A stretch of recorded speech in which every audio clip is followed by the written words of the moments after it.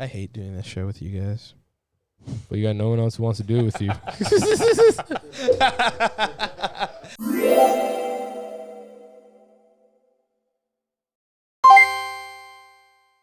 What's going on, everybody? Welcome to Item 9 Gaming Weekly, the show where we here at Item 9 Gaming break down and talk about the latest gaming news of the week. It's a lot of news. How many times did I say gaming just now? A lot. 3 times. A lot. Take a shot each time you hear the word gaming. I said gaming a lot. It comes. See games a lot. Yeah, I'm your host, Gabe Lashley. Host with the most. Hey, Crazy Legs Lashley here. Join with me with my 2 co-hosts, as per usual, Graham Jordan. What's up, Carter Ridge. Graham, I am. Here I am. Right here. Ow. We're back. Always. They didn't shut us down after one episode. You know what I mean? They couldn't do it. You can't. Yeah, we're still rolling. We're back up here. Can't stop, won't stop. But what seems to not be stopping? COVID-19. Dun dun dun dun dun dun dun dun dun. Is it real? The topic seems to be debatable. Is it just fantasy? What do you think? COVID-19. Just caught in a landslide. No escape from COVID-nality. It's true. Quarantine your lives. Yo, hey, facts. man, this is what's happening. We've been quarantined for what seems to be 5 hours. It's actually been 20 minutes. What's up? Yeah, it's been pretty good, week? man. I've been just trying to stay We're gonna get you a alive. mic back there. Yeah, yo, we actually do. support. Yo, soon we're gonna get. We'll get you in here one day. We'll get tech support on screen. No, one let's day. have a mic. Yo, We'll so just yeah, have that we mic, actually bro. have We'll that set mic. up that mic right there. We don't have another cable. We can't right don't have now. another cable. But don't worry, you guys will see the magic behind how Item 9 Gaming works. So for those who are just listening or watching right now, we have our background guys as well too, and we're gonna be incorporating them into the show. We'll see when we get more money. Yeah, more money. Want to see the? We got some collaborations with Auntie J in the future. Drop $2 on the Patreon. We'll let you see these guys' Patreon account. faces. Support the Mandem. Support the Mandem on Patreon. Until then, it's a mystery. Mm-hmm. Back to the news. Yeah. Anyways, COVID-19 canceled. Rolls up and says, "You know what, E3, you canceled. You canceled. You're done. You're done. No more games. No more more trade conferences. Nothing. You're nada. Zip. Zilch." Just like so now your we're sitting here. There's no E3 going on in June. I don't know what to do. That's kind of our bread and butter. That was the thing that one of the most exciting things we were planning for the upcoming summer was E3, and the fact that it's finally officially been canceled by the ESA, by the governing bodies that be, for the safety of everyone around. It just sucks that it's finally here. Yeah, especially after we got a special invite from shout out to Leon. Don't know. Ubisoft was actually pretty good about that. But it's disappointing to see that that COVID has won the day. But health comes first, then fun. I would have gone masked up. I would have gone masked up too. It wasn't a real good division mode. Yeah, like fun. Full hazmat suit. I don't care. It's all right. But basically, yeah. Last week, there was kind of like rumors and speculations in the hours before the announcement was made. But basically, they came out and said on Wednesday, after careful consultation with our member companies regarding the health and safety of everyone in our industry, our fans, our employees, our exhibitors, and our longtime E3 partners, we have made the difficult decision to cancel E3 2020, scheduled for June 9th to 11th in Los Angeles.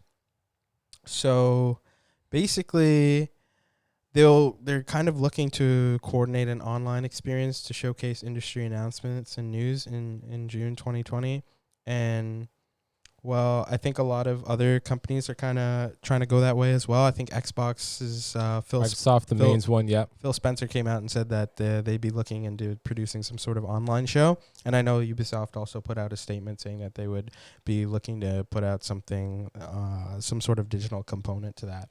It felt like that they were kind of with the reception from E3 in the past few years. It felt like them and even other gaming conventions like that were going to more of the digital route where they just have it streamed and the people can play the games live and stuff. So, but I think when it comes to E3, it's so much more than just being about playing the games. It's sad to see that it is a big place for like making connections in the industry, which is a sad thing. Which was the original reason why it came around as a trade show for these publishers to sell their game, for the developers to sell their games to publishers, so on and so forth. It's wild to see though that digital has really been taking over a lot of our lives, and With like COVID going on, it's crazy to see all these big names and big games. Microsoft itself, Nintendo has been doing it for a while, but you said before they had the show floor presence, but it's just it's crazy to see it, man. Yeah. It's been taken down. Yeah, honestly. You know? I mean, like E3 is always just something like us as like content creators and even gamers in general. Yeah, even just like, from childhood. You just look forward to it every year because it's like, you know, it's the Super Bowl of gaming, man. Yeah. Like everybody comes together. It's like one giant, huge party too when you're there. Yep. Like literally these massive, extravagant $1 million booths that these companies build, and then they're like torn down in 3 days. And it's just like, it's an awesome experience. And it sucks that it's gone this year, but you know, They did say that they have hopes for 2021. Yeah.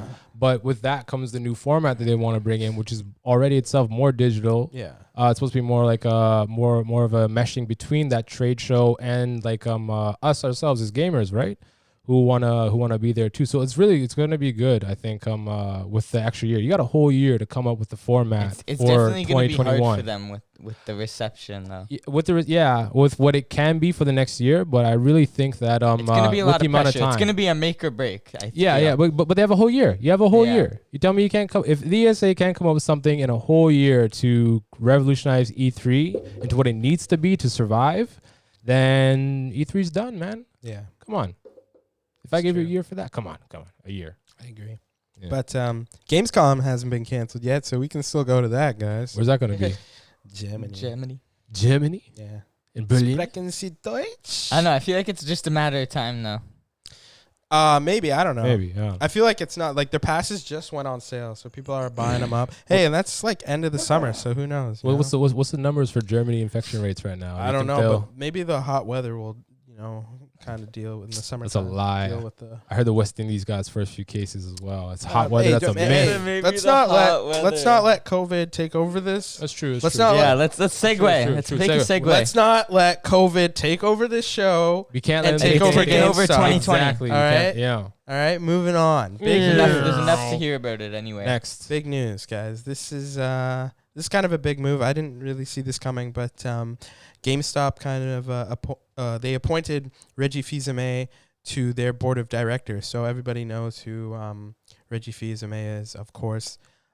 He came on in 2004 as the president of Nintendo America, and everybody remembers E3. He comes on the stage, and wait, where is it? Yeah. He says, "My name is Reggie. I'm about kicking ass. I'm about taking names, and we're about making games." Such an iconic moment, right? Facts.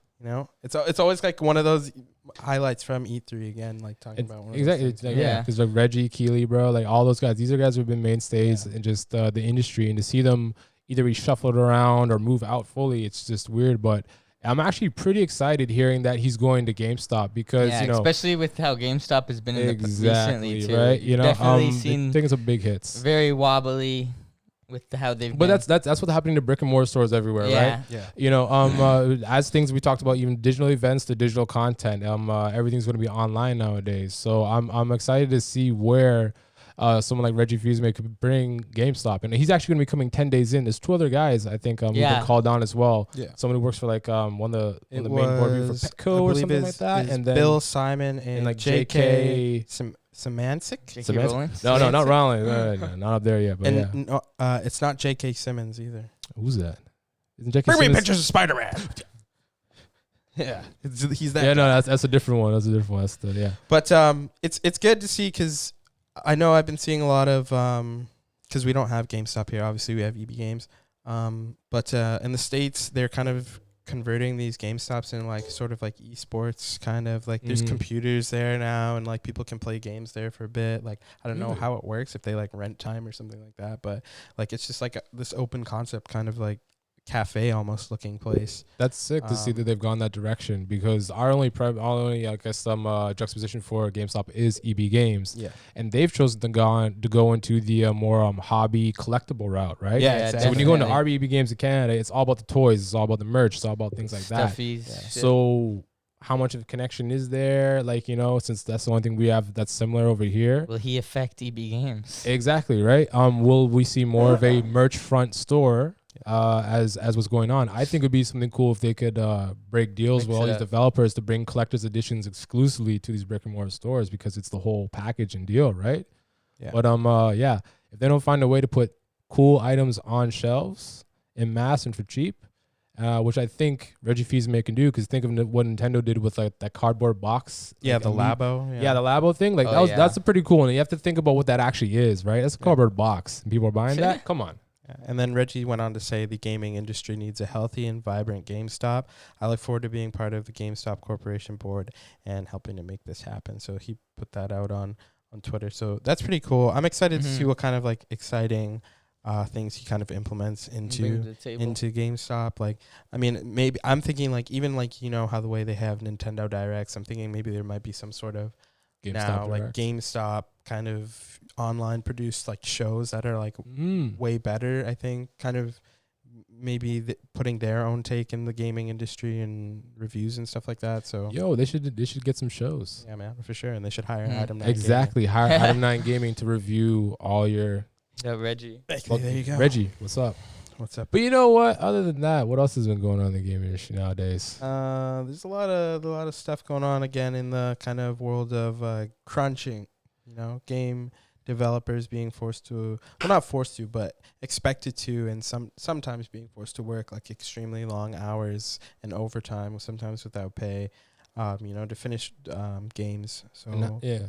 And it's often like seasonal workers too that they just hire on, and then they're like, So take the boot. What we're talking about specifically though is Naughty the crunch Dog, at Naughty Dog with the coming of Last of Us, these huge AAA titles that require so much work underneath a schedule that's not really tenable, and they have pushes from either it's from us, the gamers, telling them, hey man, we want to play this game, or some shareholders or whoever telling them, hey, it's got to come out by this time.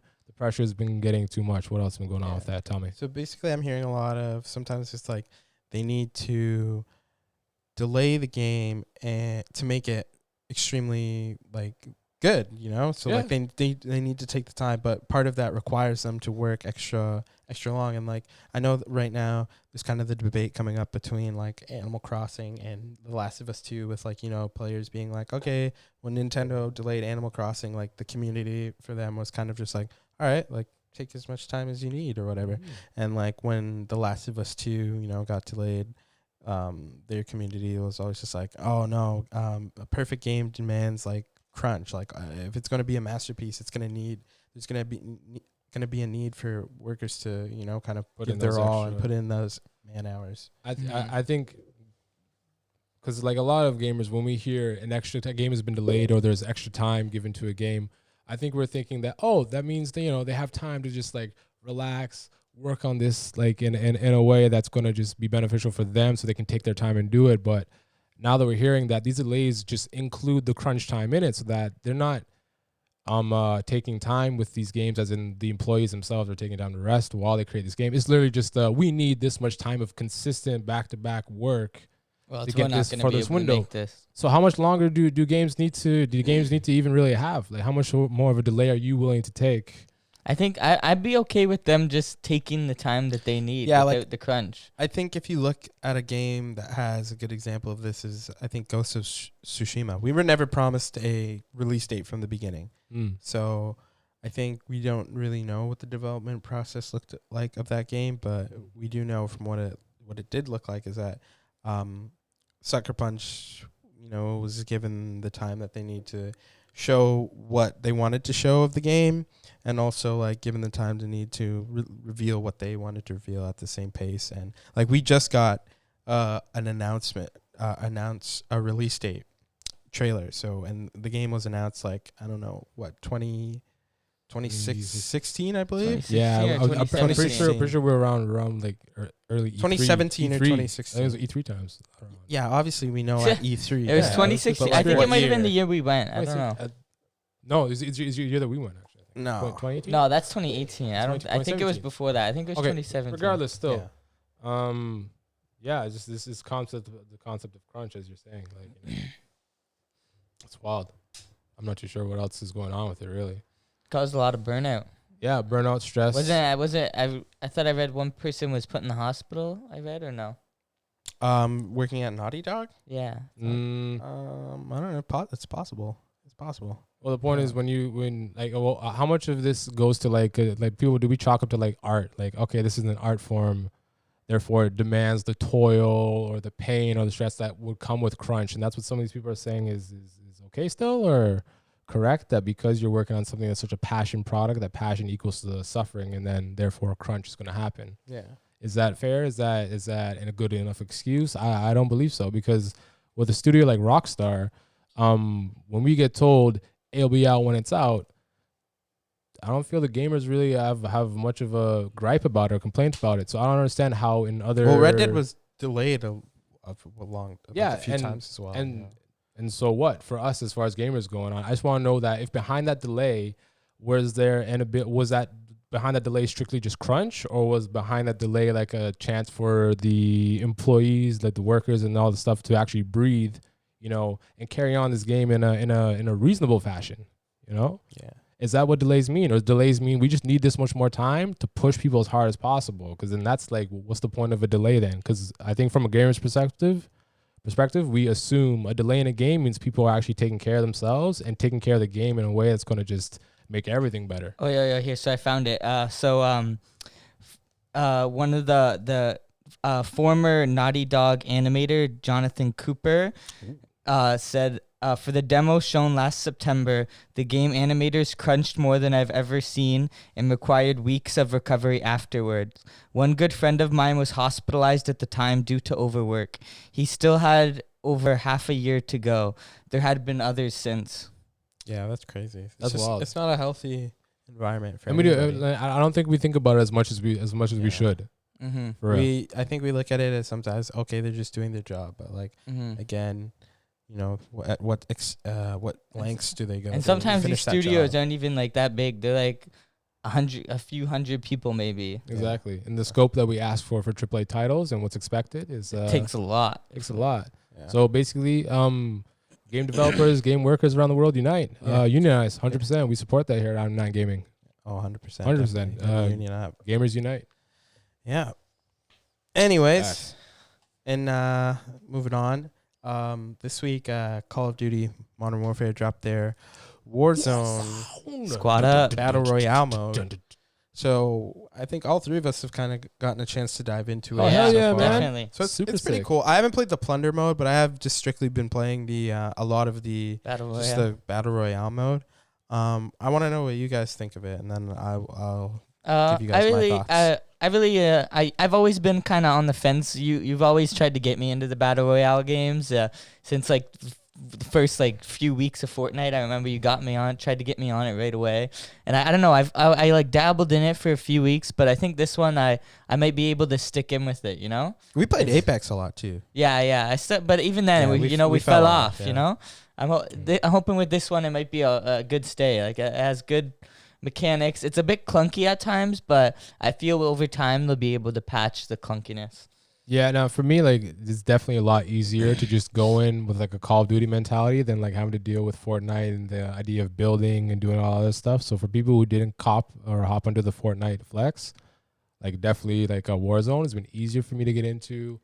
A lot more fun. Like I really like the gulag too. The gulag idea is actually sick. It gives you a second chance, but it doesn't just like give it to you. You have to fight for it. Earn that. Earn that dub. And I do like the gulag as well. So even if like you get murked really early, you can still bring it back. Mm-hmm. And I think it's the what's it called again? The leaks, whatever that came out about it.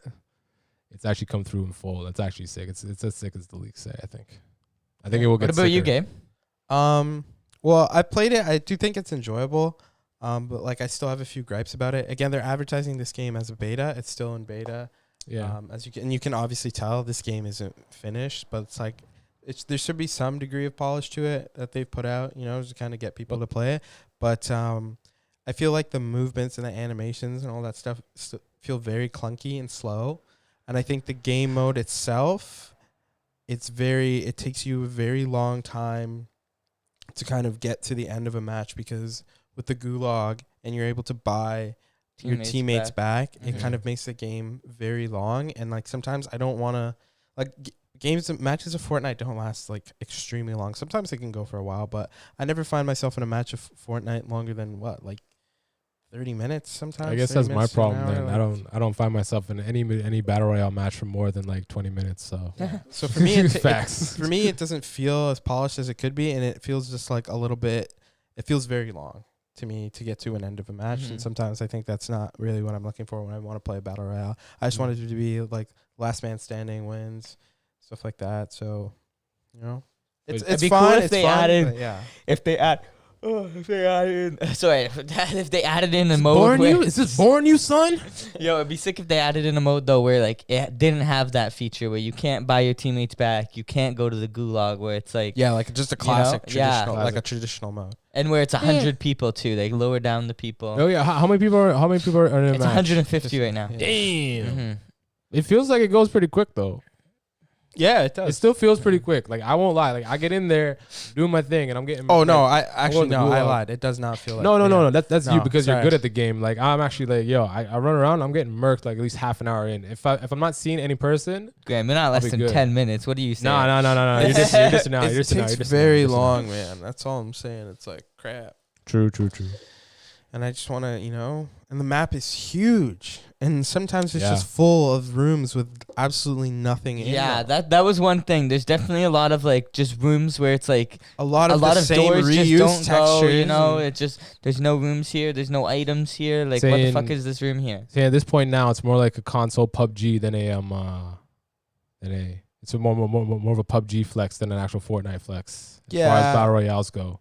Even PUBG it's more tactical, I think, than this game. This more snap. And again, this introduced it brought in the ping system that Apex Legends introduced, and again, it still doesn't feel as good as Apex works, So again, I like it. I'd like to see it become more polished and refined. I'm definitely still gonna play it. It is what I'm playing right now the most of currently.